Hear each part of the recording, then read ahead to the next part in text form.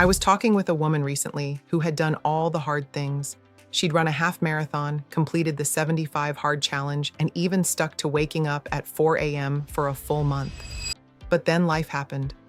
One brutal week at work, a few sleepless nights, more stress than usual, and suddenly all those habits she'd worked so hard to build started to unravel. What really struck me was that it wasn't because she lacked discipline. She was relying almost entirely on willpower to carry the load. And that's when I realized something. A lot of us have been taught to think that grit means pushing harder, digging deeper, and toughing it out, but none of this helps us when life gets messy. If you've ever felt exhausted from trying to be stronger, tougher, or more disciplined, and still found yourself struggling when stress hits, keep watching. Because what I discovered completely changed the way I think about resilience and how to truly feel like ourselves.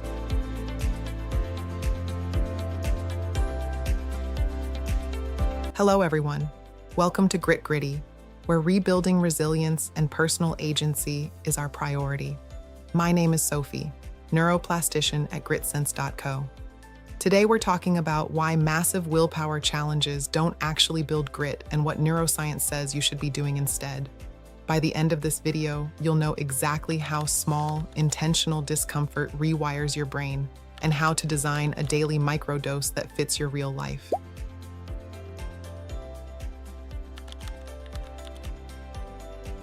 Here's the story most of us were sold. Grit is built by doing big, hard, scary things. And if you can't sustain it, you just don't have enough discipline.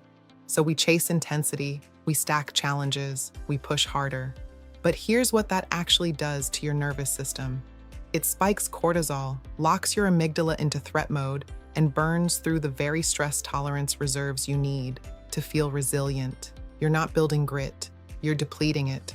If pushing harder has ever left you feeling less capable, that's not a character flaw, that's biology. If you like what you hear so far, a like and subscribe goes a long way to help us reach more women with this type of information.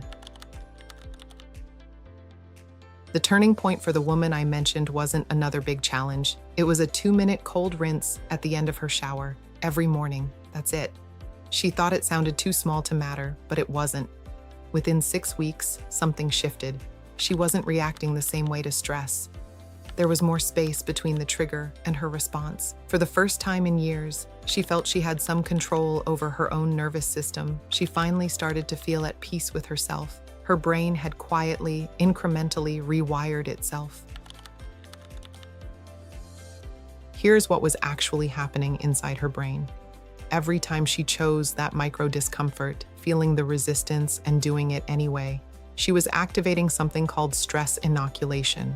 Small, controlled, predictable stressors train your HPA axis, your brain-body stress alarm system, to respond more efficiently.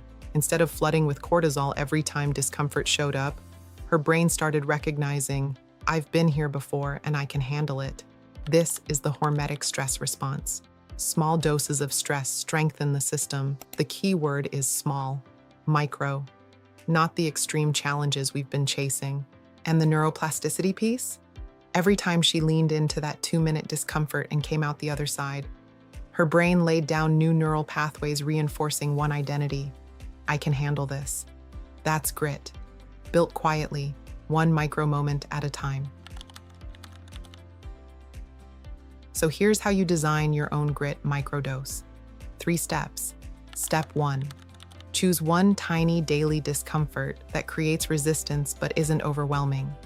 A cold water rinse, taking the stairs, sitting with a craving for 2 minutes before acting on it, saying the harder thing in a conversation instead of smoothing it over. It doesn't have to be dramatic. It has to be consistent. Step 2, name it before you do it. Before you step into that moment, say out loud or in your head, "This is my grit microdose." That conscious labeling pulls in your prefrontal cortex and turns the discomfort into a deliberate act of identity building instead of just an inconvenience. Step 3, notice the other side. After the moment, pause for 5 seconds. Notice that you felt resistance and you chose through it anyway. That 5-second pause is what locks in the neuroplasticity. It tells your brain to file the moment as a win. Just remember, one moment, one label, one pause, and daily. That's the whole protocol. So what grit microdose will you start today? Drop it in the comments below. Your answer might be exactly what someone else needs to read today.